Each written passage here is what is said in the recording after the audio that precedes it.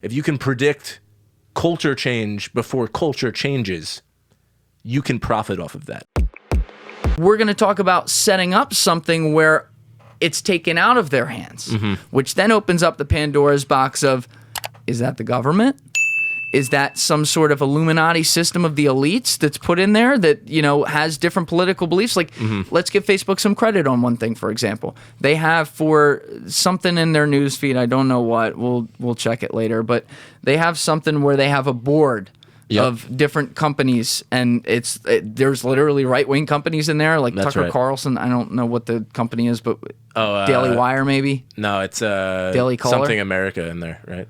Maybe something like that. whatever Exactly. it is. Exactly. Something. Just insert America here. Yeah. That's a conservative one. But you know, they have groups like that in there, and then they have left-leaning groups like the Huffington Post and outlets like that. So these companies all kind of, and I'm sure I would love to be a fly on the wall in those conversations. I'm sure they disagree on a lot of things. Like, no, we should censor that. We should censor that.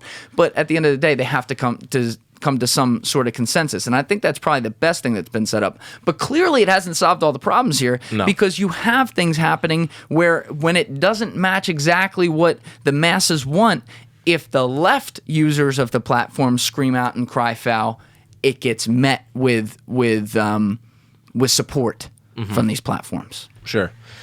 And I think, look, I agree with you. I think the who is going to teach people how to identify what is misinformation, and I think it's a really tough question and a really tough nut to crack, because I agree with you.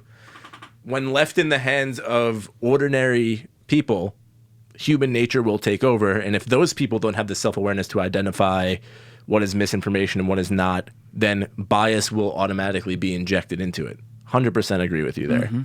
But I mean, you bring up the exact point about these companies, right? These companies are not incentivized whatsoever to be the people to teach people how to use their platforms.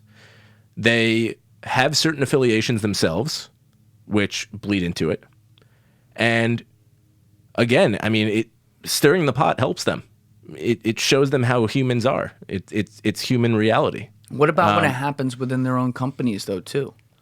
You know, like how does the James Damore situation help them? And I'm sorry to just throw that out there for people listening. James Damore, this was the guy in, I think it was like 2017. He works at Google.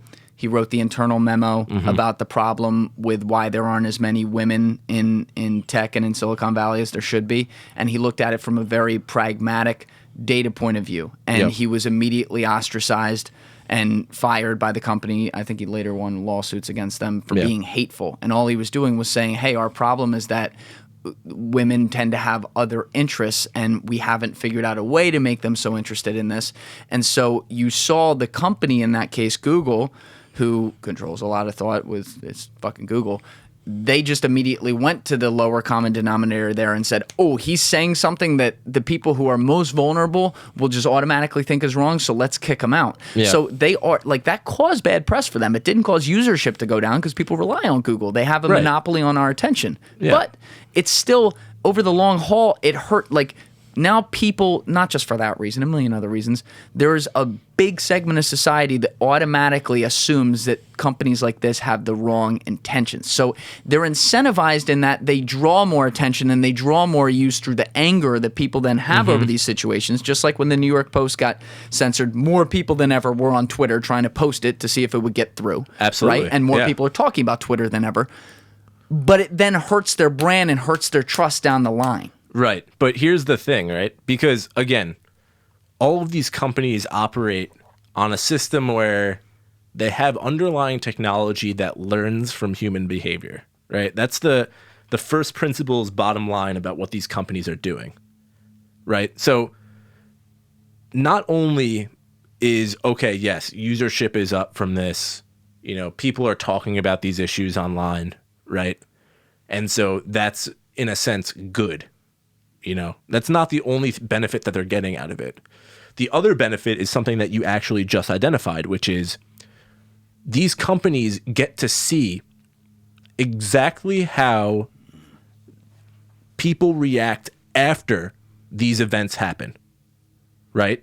And by doing that, they can almost predict how culturally things will shift based on sort of the issues that are presented, the way people talk about them, and they can essentially almost predict these outcomes, right? So when a situation like the Google situation in 2017 happens, Google can sit back and say, how does my system react to the shitstorm that comes about from this whole thing getting out, right?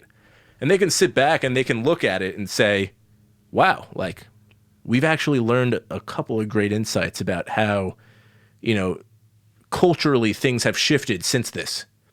And we can then train our algorithm to mimic how human behavior will change as a result. So it's a lot deeper than like good press, bad press, whatever. It's all just about mapping out like and sort of identifying the changes in the human experience and being able to predict them before they happen. Because ultimately, if you can predict culture change before culture changes, you can profit off of that.